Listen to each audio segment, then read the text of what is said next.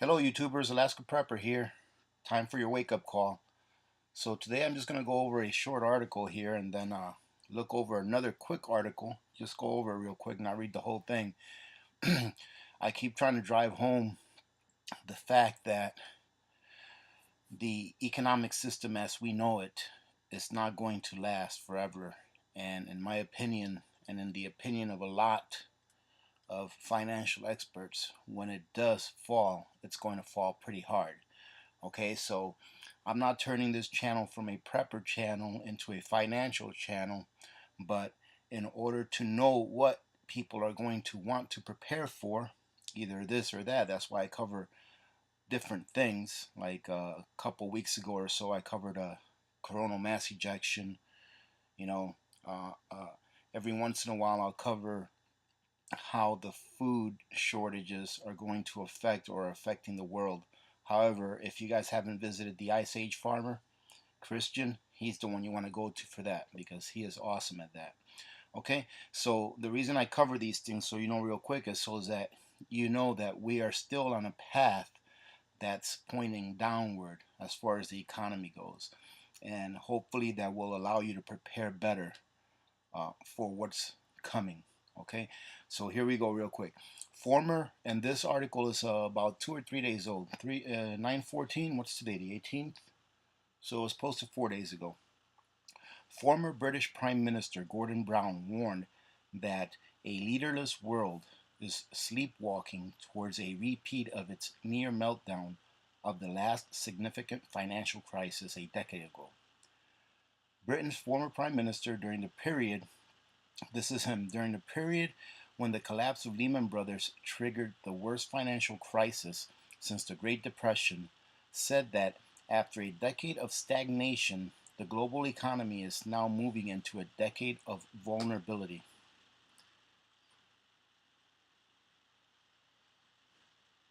And here he's quoted as saying, "We are in danger of sleepwalking into a future crisis," Brown told The Guardian in a recent interview at his estate in Scotland. "There is going to have to be a severe awakening to the escalation of risk, but we are in a leaderless world." So, and I agree with him right here. Him saying we are in a leaderless world. Um, Politicians exist for one thing, to get reelected. Or let me restate that. Most politicians exist to get reelected. Okay? They tell the masses what they want to hear. Okay? So it's bread and circus. They tell people what they want to hear, and then when they get in office, they do whatever it is that their powers allow them to do. All right? Okay. The former prime minister, well, let me go ahead and say something else on top of that. So, to me, a real leader in a situation like this would tell the people exactly what's wrong and what needs to be done to fix it, whether it's going to be a soft landing or a hard landing. A real leader would stand up there and say, "Listen, America, we are broke. This is what's going on. A, B, C, and D." Now, I can have somewhat of a bit of empathy as to why it's not done like that. And what I would say is that so many Americans or so many people in the world, because this economic depression that we're going to be going into is going to affect everyone in the world. It's not just going to affect America, right, or the US. Okay, so many people in the world are so asleep and are so infected by the normalcy bias that if someone were to just come out and say that, and say everything that was wrong and how it is that we need to fix it, people would probably go nuts. I mean, you have people that have worked for the last 30, 40 years that probably have millions of dollars. And if someone were to stand up there on TV and say, "Listen, everything that you worked for in the last 30, 40 years, all of that wealth that you generated, it's not really wealth. It's just paper. It's just a debt. You're actually holding debt. You're actually holding a promise of something in the future, and you're not guaranteed to get that." If someone were to stand up there telling you that your $20 bill is just a promise that you may be able to get something for that $20 bill in the future, a lot of people in the world would probably lose it. Okay? So maybe there is some validity as to why it's not just put out there, plain and simple for everyone to see. However, a true leader would not leave his people in the dark. He would tell them what's going on, how it can get fixed, and then, do the best that he can to fix it. Now, I'm probably putting that very, very plainly said. I'm sure it's a lot more complicated than that. Okay, but in my opinion, a true leader would not leave his people in the dark. Transparency, well, however you say that word, all right, to me is very important in being a good leader. Okay, so the former prime minister who lost the 2010 election following Britain's deepest recessions on the post-war basis said that counter-cyclical measures by governments and central banks have become widely exhausted. He warned the ability for global central banks to drop interest rates is not as readily possible today as it was a decade ago. And he is correct on that. Right now, throughout the world, believe it or not, ladies and gentlemen, and this is kind of like an oxymoron in the finance world, if you really think about it. Right now, throughout the world, there's about $8 trillion worth of bonds that are paying a real negative yield. Meaning that, like, for example, what was it? Argentina sold, I forgot how many billions of dollars. I think it was like 80 billion or so. I forgot how many billions of dollars of bonds they sold at a negative interest rate.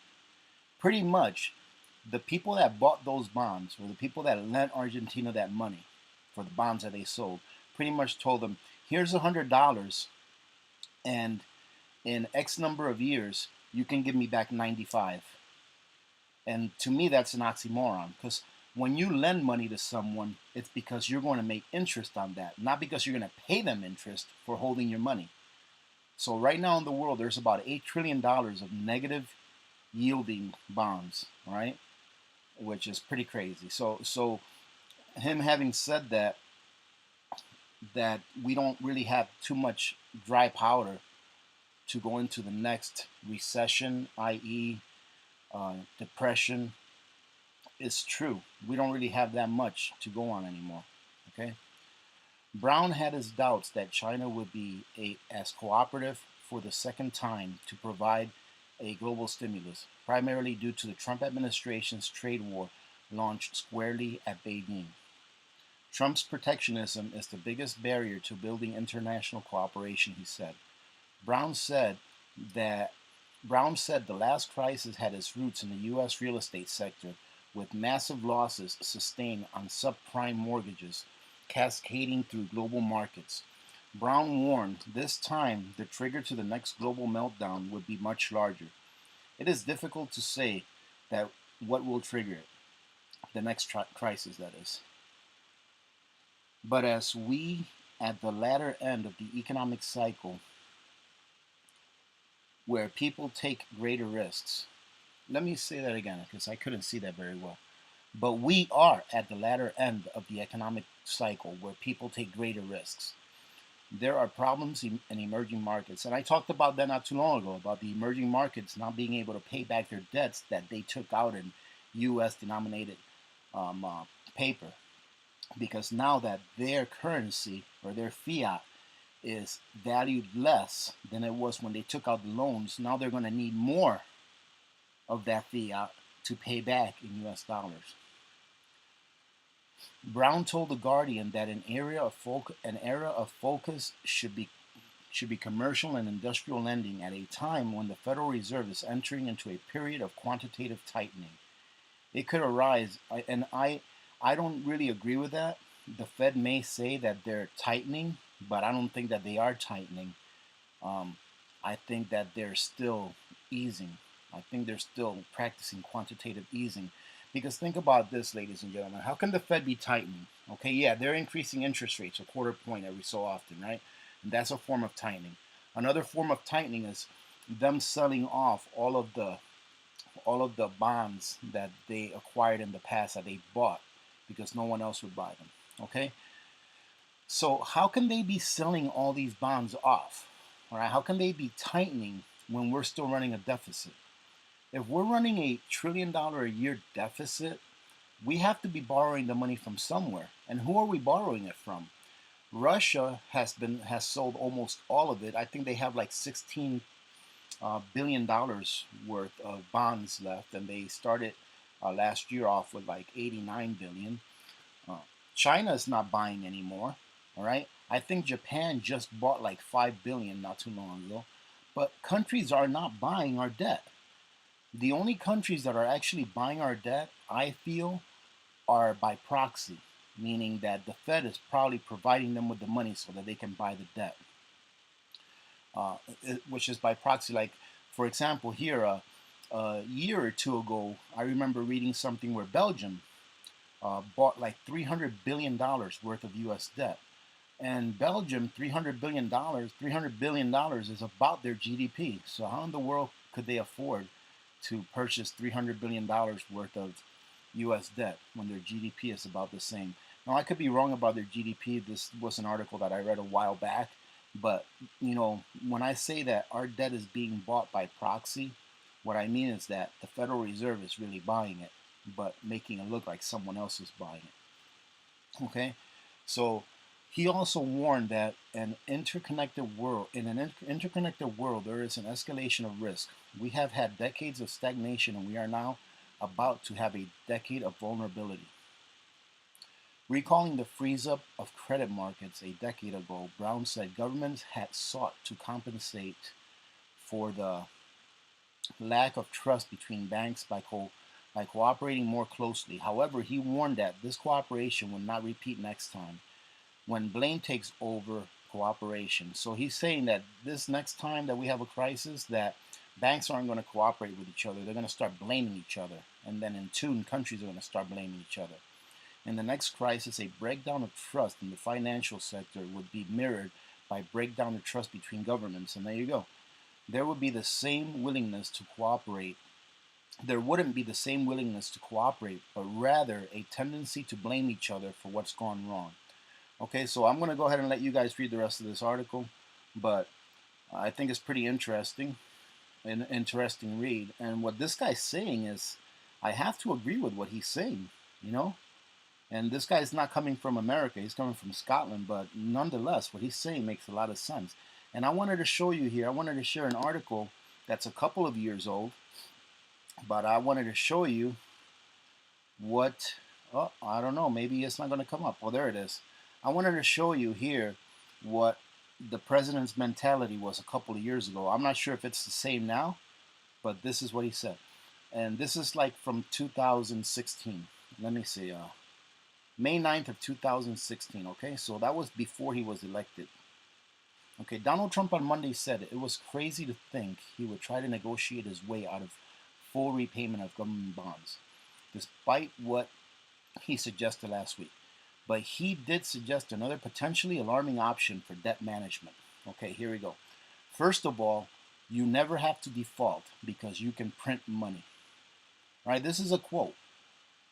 The President of the United States here, at that time he was candidate, but he's president now. So the President of the United States here is quoted as saying that we would never default because we can print money. So what does that mean, ladies and gentlemen? What have I been saying about hyperinflation and about the money supply being diluted, making it worth less in your pocket than what it actually is, all right? It's a hidden tax. It's a hidden tax. It's a theft that's occurring where most people don't know that it is occurring. You know, this is a perfect reason why, okay? This is the reason why the price of goods go up, all right? Print money. We can always print money. This is the reason why that pack of coffee that I showed you guys a while back, that I paid $2.95 for a year ago, now costs $3.49. Okay? That's why the price of things going up is not inflation. The price of things going up is a symptom of inflation. It's what happens when the money supply is increased. Okay? Yes, there are other economic factors involved there, okay? Like supply and demand, availability, all those things. But the most important thing to remember is that inflation is the inflation of the money supply, all right? A symptom of inflation is the price of things going up, okay? So let's go on. The presumptive Republican presidential nominee said on CNN, "This is true, but as with trying to get bondholders to take a haircut, it's out of the economic mainstream." Last Thursday, Trump suggested on CNBC that he would be able to reduce the national debt by persuading creditors to accept a haircut on the debt, in which case creditors would be repaid less than the face value of U.S. Treasury bills and bonds. For example, the Trump administration might repay $80 of a $100 bond to the bondholders. So here you go again. This is just a different way of doing it. Okay, he can either print the money supply, print it out of thin air and pay you 100 cents of the dollar, or he can say, no, I'm not going to print out of thin air, but you're going to get 80 cents on the dollar. All right, it's the same thing, just in reverse. Okay, and let me just quote this and then we'll be done with this. And he's quoted as saying, "I've borrowed knowing that you can pay back with discounts," he said. "I would borrow knowing that if the economy crashed, you could make a deal." Okay, so here, when I read this quote, it tells me that he knows what's going on and that he has no problem borrowing because he knows that eventually this economy is going to crash. Okay? Such a proposal implying that the U.S. would not fully pay back its debts was immediately condemned in the finance world. Okay? But ladies and gentlemen, the finance world knows what's going on. Okay? You have to, even if you're a Keynesian economist, you need to know what's going on. They must know what's going on. Okay? So that's it for this one. I just wanted to show you one last thing. And this is one of the things that I look at on a daily basis. And I want to show you how critical it's looking. To me, it's looking pretty critical. So if you go over here to Bloomberg, they'll have every day, and it gets updated throughout the day, they'll have the U.S. Treasury yields. Okay, so it's the amount of interest that is being paid out on U.S. Treasuries by term. So you have a 3-month term, a 6-month term, a 12-month term, 2-year, 5-year, 10-year, 30-year. Now, it is said that when the yield rates invert, meaning that when the short-term yield rates are higher than the long-term yield rates, it is a sign that we will be entering, if not that we are in a recession. I do believe that it was 7 out of the last 8 recessions, the yield curves or the Treasury yield rates were inversed. So 7 out of the last 8. And as you can see here, this is how many basis points these specific yields have gone up in the last year. So if you take a look at the 3-month yield, this in the last year, it's gone up 114 basis points, which means that a year ago, the 3-month yield was only paying out 1.04% for 3 months. Now it's paying out 2.18%. Okay? So my question is this to you, ladies and gentlemen. That way you can get a picture of how important this is. We are a debtor nation. We have to borrow every single minute of every single day in order to meet our obligations. Okay? If you were lending money to someone and you could get a 2.8% return in 3 months, would you rather do that, or would you rather wait an extra 29 years and 9 months to get an extra 1% return? See, this is the problem with a inverting yield rate, with an inverting bond rate. Okay, that's the problem with it. Pretty soon, people are not even going to get 2 years. Why would you get a 2-year rate if you can get a 12-month rate for just 23 basis points less. Okay, so if you could get a 12-month rate at 2.57%, why would you get a 2-year? Why would you wait twice as long just to make an extra 0.23%? You wouldn't. Same thing, and it goes all the way down the line. Why in the world would you get a 12-month at 2.57 when you can get your money back in 3 months for 0.40% less?